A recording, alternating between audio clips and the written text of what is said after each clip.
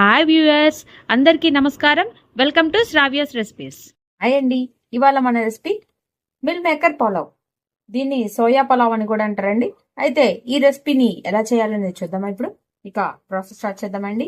Cooker పెట్టుకొని oil పోసుకోండి. Oil వేడెక్కాక చెక్క, లవంగాలు, మనకి పులావ్కి కావాల్సిన దినుసులన్నీ వేసేసుకోండి. పులావ్ ఆకు, జీరా వేయనిచ్చుకుందామండి.